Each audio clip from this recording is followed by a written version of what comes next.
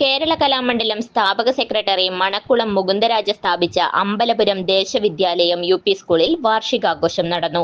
അധ്യാപക രക്ഷാകർതൃ ദിനവും വിരമിക്കുന്ന അധ്യാപകർക്കുള്ള യാത്രയയപ്പും സംഘടിപ്പിച്ചു.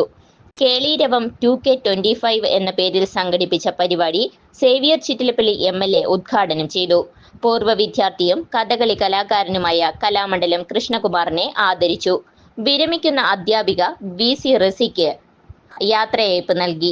50 വർഷമായി ദേശവിദ്യാലയം സ്കൂളിനു വേണ്ടി സുസ്ഥ്യർഹ സേവനം അനുഷ്ഠിക്കുന്ന സ്കൂൾ മാനേജർ P.N. ലളിത ടീച്ചർക്ക് സ്റ്റാഫ് അംഗങ്ങളും ഭാരവാഹികളും ചേർന്ന് ആദരം നൽകി. വടക്കാഞ്ചേരി നഗരസഭാ ചെയർമാൻ P.N. സുരേന്ദ്രൻ അധ്യക്ഷത വഹിച്ചു. പ്രധാനാധ്യാപിക സതീദേവി റിപ്പോർട്ട് അവതരിപ്പിച്ചു.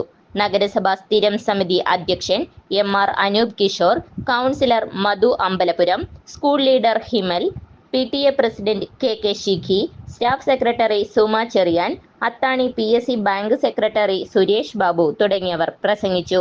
കുട്ടികളുടെ കലാപരിപാടികളും അരങ്ങേറി. ഇന്റർനെറ്റ് സൗകര്യം ഏർപ്പെടുത്തും എന്നതാണ് ഈ ബജറ്റിലെ കേന്ദ്ര യൂണിയൻ ഗവൺമെന്റിന്റെ പ്രഖ്യാപനം.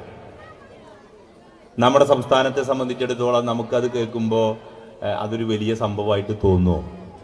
കാരണം നമ്മുടെ വിദ്യാലയം പ്രൈമറി മുതൽക്ക് ഹയർ സെക്കൻഡറി വരെയുള്ള എല്ലാ വിദ്യാലയങ്ങളിലും ഇന്ന് ഇന്റർനെറ്റ് കണക്ടിവിറ്റി ഉണ്ട്.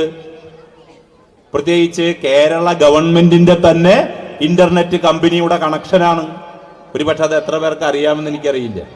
ജിയോന്റെ, എയർടെല്ലിന്റെ അല്ലെങ്കിൽ BSNLന്റെ പല കമ്പനികളുടെയും നമുക്കറിയാം. പക്ഷെ കേരളത്തിന് K-ഫോൺ എന്ന് പറയുന്ന കേരളത്തിന്റെ മാത്രം ഒരു ഇന്റർനെറ്റ് നൽകാൻ അധികാരമുള്ള, കൊടുക്കാൻ കഴിയുന്ന ഒരു കമ്പനിയും അതിന്റെ കണക്ഷനും എന്ന നിലയ്ക്ക് വിദ്യാലയങ്ങളിലും സർക്കാർ സ്ഥാപനങ്ങളിലും ഉണ്ട് എന്ന പ്രത്യേകത.